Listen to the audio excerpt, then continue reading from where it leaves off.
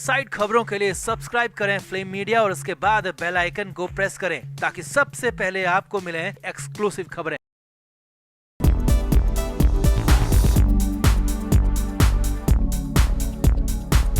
महाराष्ट्र में पिछले करीब 1.5 साल से भी ज्यादा वक्त से जिस फैसले का इंतजार हो रहा था वो फैसला फाइनली आ चुका है और ये फैसला उद्धव ठाकरे के खिलाफ गया तो वहीं एकनाथ शिंदे गुट के पक्ष में गया। अब ये सिर्फ कुछ विधायकों की योग्यता या फिर अयोग्यता का फैसला नहीं है बल्कि इससे महाराष्ट्र की आगे की राजनीति तय होगी और सिर्फ शिवसेना में बगावत की वजह से फैसला नहीं हुआ बल्कि उद्धव ठाकरे बाला साहब ठाकरे वाली शिवसेना को बेच रहे थे, सरेआम नीलाम कर रहे थे और इसके लिए कई बार रोका और टोका। ये खुलासा खुद सीएम शिंदे ने किया है। तो क्या यही है असली वजह? जी हाँ, यही है असली वजह। तो बताते हैं आपको, सब कुछ दिखाते हैं। आप भी इस वीडियो को शेयर करें और कमेंट करके अपनी राय जरूर दें।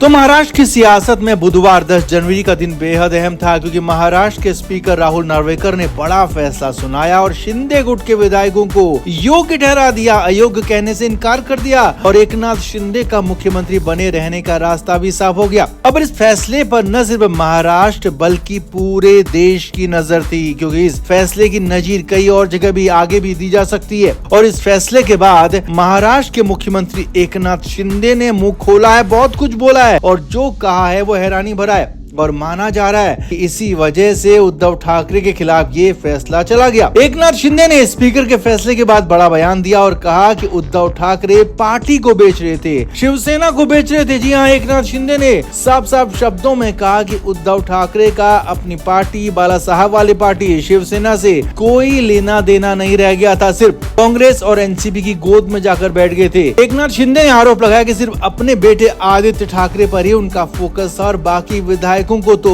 उद्धव ठाकरे से मिलने के लिए वक्त तक नहीं मिलता था, विधायकों को मिलने की परमिशन नहीं दी जाती थी और विधायक जब भी मिलने की कोशिश करते और उन्हें मौका नहीं दिया जाता या कहें कि विधायकों को मिलने का समय ही नहीं दिया जाता था और उद्धव ठाकरे शिवसेना को बेच रहे थे कांग्रेस और एनसीपी के हाथों। और इसी वजह से एकनाथ शिंदे ने बताया कि उन्होंने अपने समर्थकों के साथ अलग रहने का मन बना लिया और उद्धव ठाकरे से अलग हो गए।